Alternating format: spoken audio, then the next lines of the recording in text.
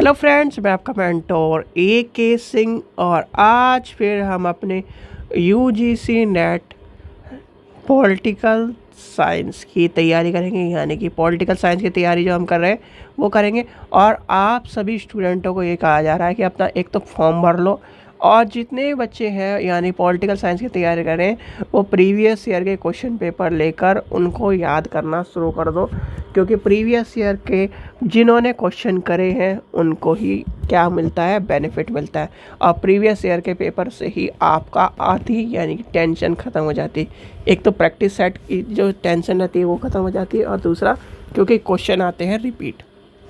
अगर question repeat होंगे तो क्या होगा, आपको पढ़ने के लिए या फिर टॉपिक क्लियर करने के लिए ज़्यादा मिल जाएंगे। और प्रीवियस ईयर क्वेश्चन से आपको क्या मिलेगा, पेपर करने में आसानी होगी। तो इसलिए आपको क्या करना है, प्रीवियस ईयर के क्वेश्चन पेपर करने हैं। और प्रीवियस ईयर के क्वेश्चन पेपर कहाँ से मिलेंगे, परीक्षा सहपाठी चैनल के से मिलेंगे। और उसका लिंक क्या है, डिस्क्रिप्शन में दिया गया है, वहाँ से जाकर आप ले सकते हैं। और जैसे ही आप पेमेंट करोगे व्हाट्सअप नंबर पर आपको कर देना है स्लिप को सेंड, और आपके विद इन 24 आवर आपके पेपर आपके कहाँ, गूगल ड्राइव में पहुँच जाएंगे। तो चलिए आज का टॉपिक क्या है, आज का टॉपिक है हमारा समानता, यानी कि समानता। समानता का अर्थ क्या है, यानी कि सबसे पहले लेके चलते हैं समानता, यानी कि समानता है क्या, कोई बता पाएगा समानता। ये देखो, एक चीज़ जो पहले मैंने जैसे आपको स्वतंत्रता के बारे में बताया था, उदारवादियों ने के अनुसार समानता वैधानिक होती है, यानी कि इसका अर्थ है व्यक्ति कानून और नियम में समक्ष समान मानना चाहिए या माना जाना चाहिए। क्या कह रहा है उदारवादी, उदारवादी कहते हैं, उदारवादियों के अनुसार समानता वैधानिक होती है अथवा व्यक्ति कानून व नियम के समक्ष समान माने जाने चाहिए। ठीक है। लाक क्या कहता है, अब लाक के अनुसार क्या कहता है, लाक के अनुसार है, यानी लाक की आपको डेफिनेशन लिख लेनी चाहिए। लाक कहता है, लाक के अनुसार, या पहले मैं बताया था, लॉक के अनुसार क्या कहता है, प्रकृति में सभी मनुष्यों को समान व स्वतंत्रता पैदा किया है। यानी कि आपकी माता जी ने जब आपको पैदा किया तो आप क्या थे, स्वतंत्र थे, किसी बेड़ियों से तो नहीं जकड़े गए थे, और क्या थे, समान थे। यानी कि आप में, यानी कि आपके 2 हाथ 2 पैर 2 आँखें आप में, यानी कि खून भी वैसे ही सभी जैसा। तो क्या कहें, सभी यानी कि मनुष्य समान और स्वतंत्र पैदा होते हैं। कोई व्यक्ति किसी दूसरे व्यक्ति के जीवन, स्वास्थ्य, स्वतंत्रता अथवा संपत्ति को क्षति नहीं पहुंचा सकता। तो ये कहना है लॉक का, यानी कि लॉक के अनुसार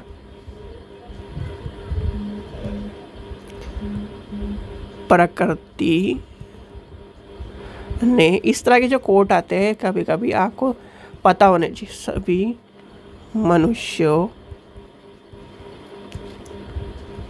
को समान व स्वतंत्र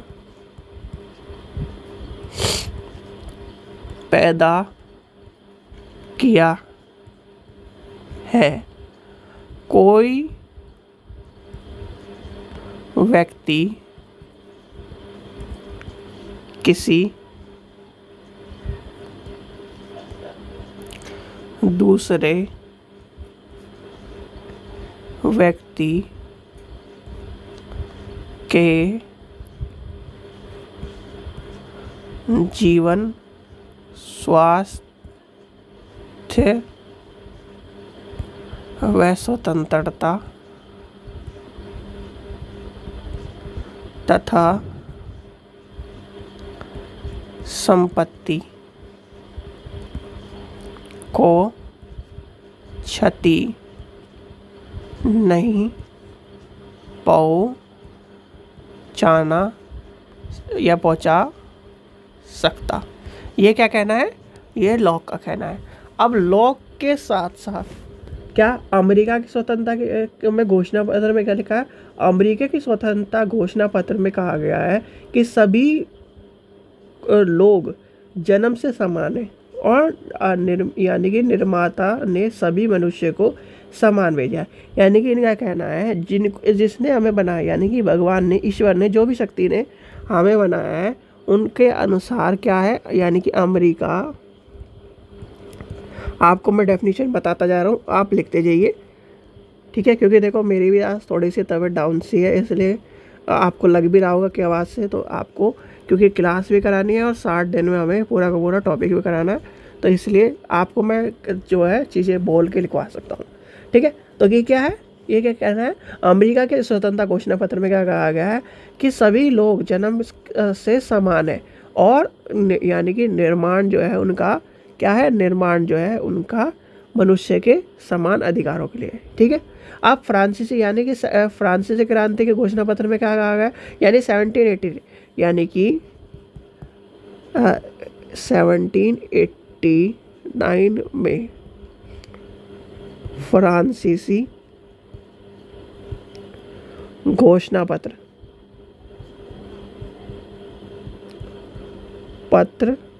में कहा गया कि सभी लोग जन्म से समान है, यानी कि कहा गया कि मर्यादा और अधिकारों में सभी लोग जन्म से स्वतंत्र एवं समान है, ठीक है, ये कहा गया। अब मार्क्सवादी और समाजवादियों का क्या कहना है, मार्क्सवादियों का कहना है कि जो उनके रोजगार है, अधिकार है, संपत्ति है, समानतापूर्ण वितरण एवं राज्यों के नियंत्रण पर बल देता है, ठीक है।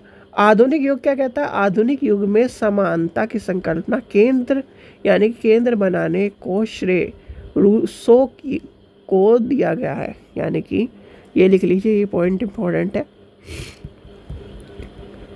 आधुनिक युग में समानता की संकल्पना को केंद्रीय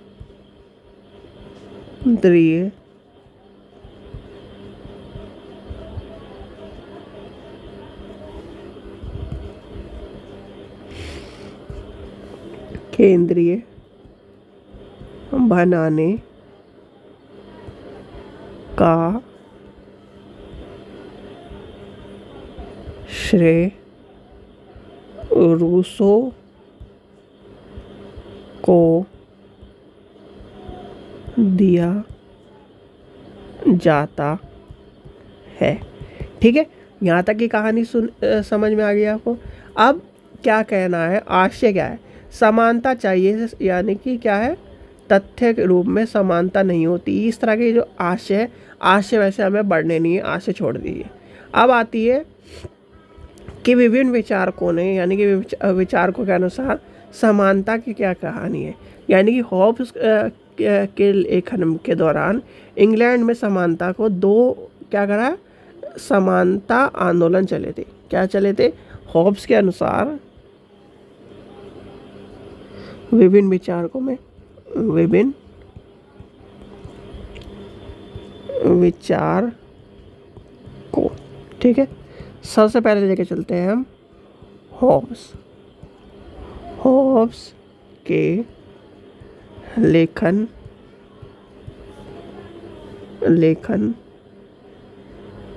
के दौरान इंग्लैंड में समानता के लिए दो समांतर आंदोलन चल रहे थे। पहला कौन सा है, लेविलर्स, यानी कि राजनीतिक समानता का समर्थन, और दूसरा क्या है आपका डिगिटेशन, इसमें क्या है, आर्थिक समानता का समर्थन। तो ये आपके क्या है, ये दोनों के दोनों इसके अंदर आएंगे। फिर लॉक का क्या कहना है, लॉक के विचारकों में क्या कहता है, लॉक के विचार यानी लॉक के विचारों में नैतिक समानता की संकल्पना अंतर्निहित होती है। यानी कि लॉक के विचारकों में क्या है, जो समानता होती है अंतर्निहित होती है। लॉक ने स्पष्ट कहा है कि प्राकृतिक अवस्था में सभी मनुष्य समान है तथा सभी व्यक्तियों को ईश्वर ने समान अधिकार दिया। लॉक ने आपको भी बताया था कि लॉक ने क्या कहा है, ये सब चीज़ें कही हैं। अब क्या है, समानता के आयाम, ये आपको पता होना चाहिए। समानता के आयाम, ठीक है।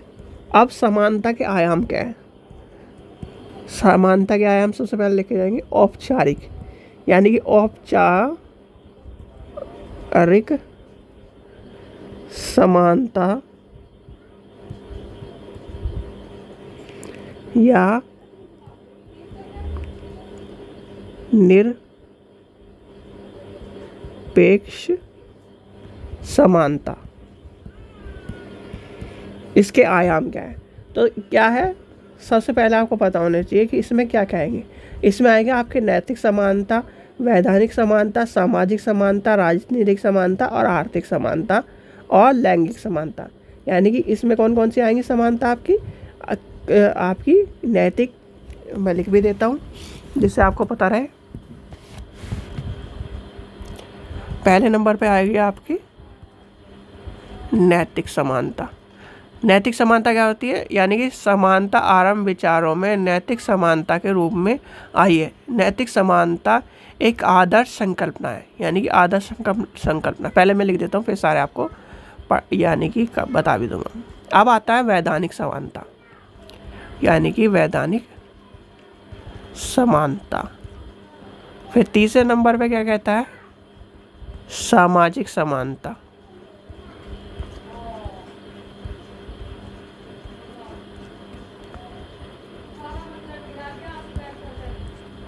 फिर क्या है, राजनीतिक समानता।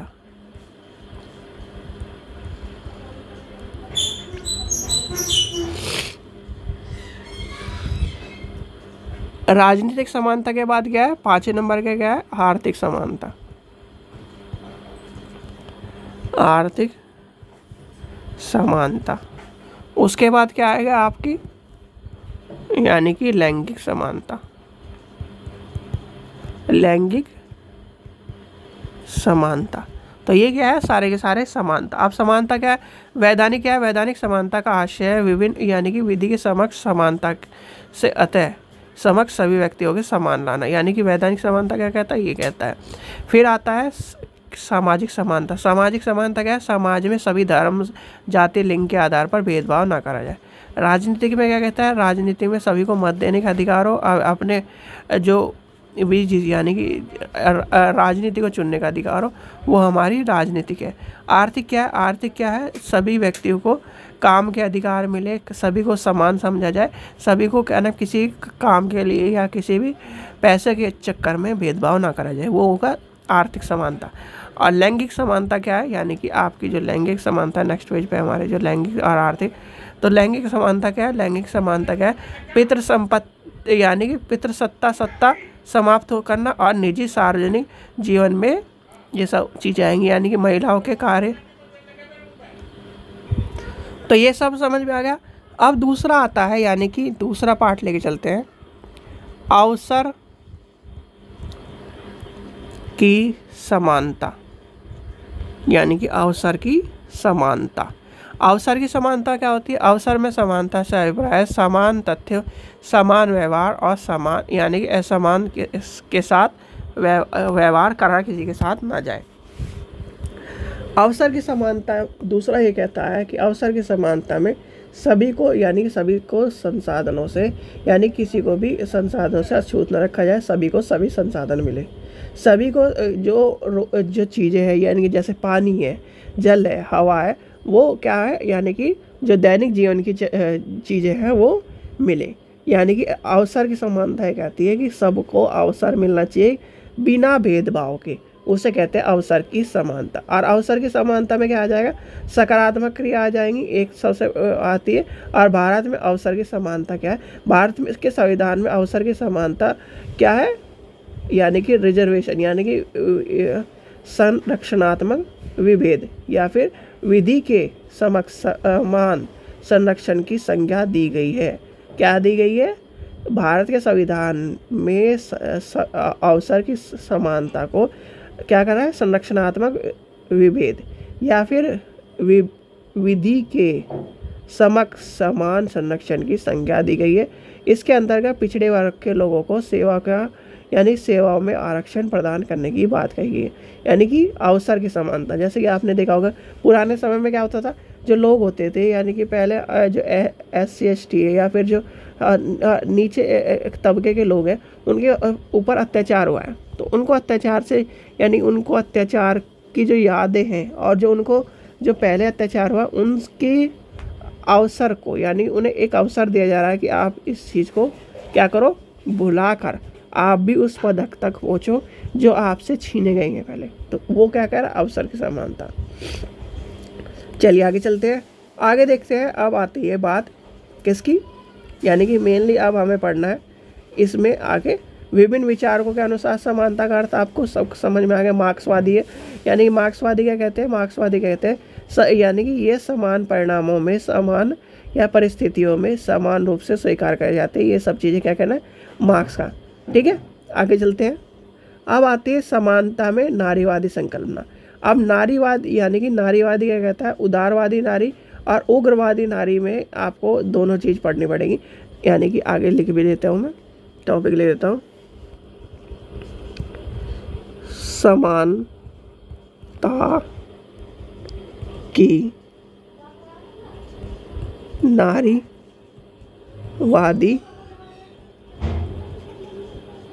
संकल्पना। यानी कि इसमें क्या आएगा, इसमें दो चीज़ आती है, उदारवादी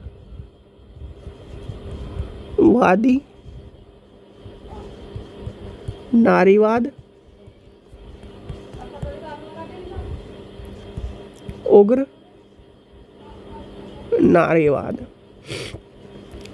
तो उग्र नारीवाद और नारीवाद में क्या अंतर है, देखो नारीवाद ये कहता है, नारीवाद क्या यानी उदारवाद नारीवाद कहता है कि सार्वजनिक क्षेत्र में समानता के सार्थक यानी कि समर्थक हो, समाज में राजनीति में यानी समान राजनीति अधिकार शिक्षा अधिकार सार्थक मिले। यानी कि ऊपर वाला क्या कहता है, नॉर्मल सी बात कह देता है। अब उग्र नारीवाद क्या कहता है, उग्र नारीवाद क्या कहता है, उग्र नारीवाद क्या कहता है, निजी क्षेत्र में समानता का सार्थक हो, नैतिक वैधानिक राजनीतिक आर्थिक समान यानी कि समानता क्या हो, आवश्यक हो, लेकिन पर्याप्त नहीं है। ठीक है, लेकिन पर्याप्त नहीं है।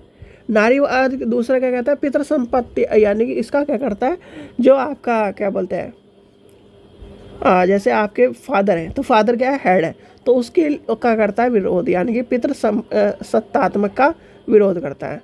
पितृ सत्तात्मक जो का कहने का इसमें क्या कहना है कि महिलाओं को क्या होना चाहिए, घर का हेड होना चाहिए। जैसे आजकल के आपको देखा होगा कि राशन कार्ड में क्या हो गया है कि महिलाओं को क्या कर दिया गया है, हेड बना दिया गया है। तो वही जो है उग्र नारीवाद का क्या है, ये है। उसमें क्या आगे क्या आएगा, आगे कहा गया है कि घरेलू जो श्रम है, घरेलू श्रम में औरतों की जगह आदमियों को भी काम करना चाहिए। पुरुषों की क्या है, पुरुषों को जो इतने अधिकार मिले हैं वो हमें मिलने चाहिए। तो ये सब क्या कहता है, उग्र नारीवाद का ये है, समानता के ऊपर बात कही गई है। अब लास्ट में आती है सारी की सारी रचनाएं जो आपके कभी ना कभी एग्ज़ाम में पूछी जा सकती है, और ये है इम्पॉर्टेंट। ये आपको सारी की सारी मैं लिखवा देता हूँ जो आपको इम्पोर्टेंट है। चलिए सबसे पहले लिखते हैं बेटी फ्रीडन। ये क्या है, महिला मुक्त की जन्मदाता, यानी कि एक और लिख लीजिए इसमें, महिला मुक्त की जन्मदाता। ठीक है, किताब का नाम क्या है, किताब का नाम है the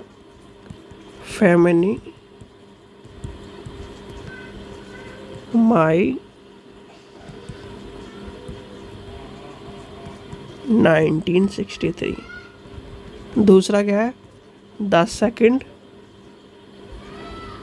SEC and the second stage 1981। आगे चलते हैं, आगे क्या है, के मिलेटे, यानी कि ये क्या है, यानी नारीवाद राजनीति के प्रति, यानी दिन प्रतिदिन की राजनीति के बारे में बताते हैं। दूसरा क्या आ जाएगा इनका, यानी कि हमें अभी किताब लिखनी है तो आ जाएगा द सेक्सुअल पॉलिटिक्स 1969। फिर आगे आता है आपका जनगणना की प्रसिद्धि, यानी कि प्रसिद्धि या प्रसिद्धि बोलो, प्रसिद्ध रचना, क्योंकि प्रसिद्ध आदमी है तो इनका नाम भी इसी तरह से लिखा जाएगा। चलो जी आगे चलते हैं, इनका क्या है, यानी कि इन्होंने भी सेक्स एंड डेस्टिनी 1984। यह आ जाएगा द फीमेल।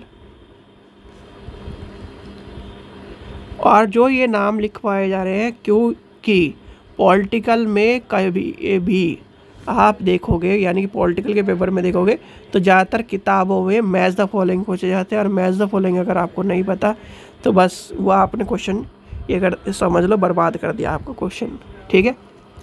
चलो साइमन द बोआ,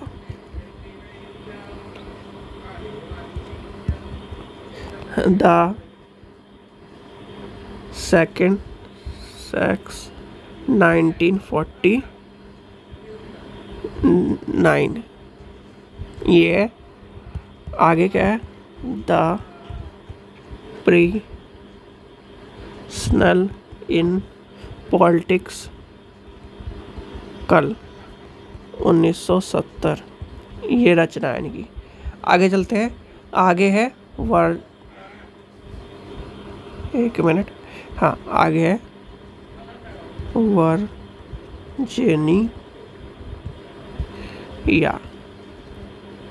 वुल्फ,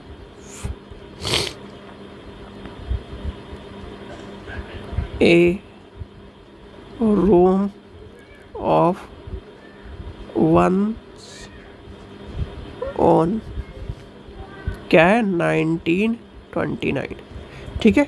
ये आ जाएंगे। तो ये थी जो मेन आपको मैंने लिखवा दी है, यानी कि ये जो है, यानी कि आपके जितने पेपर में आ सकती हैं वो सारी की सारी आपको मेन आपको लिखवा दिए, ठीक है बच्चों। तो ये था आज का टॉपिक, यानी कि आज हमने क्या पढ़ लिया, समानता पढ़ ली, ठीक है। अब हमारी स्वतंत्रता भी हो गई, समानता भी हो गई। अब कहाँ चलना है, हमें न्याय पे चलना है, यानी कि थर्ड टॉपिक क्या है आपका, न्याय। आपको जो टॉपिक में अगर कुछ भी दिक्कत परेशानी हो रही हो तो आप पूछ सकते हैं, यानी कि वीडियो के डिस्क्रिप्शन में आप चीज़ें को पूछ सकते हैं। और जिसको यानी प्रीवियस ईयर के पेपर चाहिए वो प्रीवियस ईयर के पेपर लिंक डिस्क्रिप्शन में दिया गया है, वहाँ से जाकर ले सकता है। आशा करता हूँ आपको वीडियो पसंद आई तो लाइक करें, चैनल को सब्सक्राइब करें और वीडियो को ज़्यादा से शेयर करें। Thank you.